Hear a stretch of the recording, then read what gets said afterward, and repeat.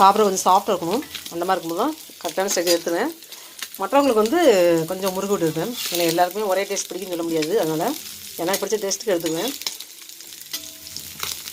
மீதியை மற்றவங்களுக்கு பிடிச்ச மாதிரி கொஞ்சம் மொறுமொறுப்பாக எடுப்பேன்.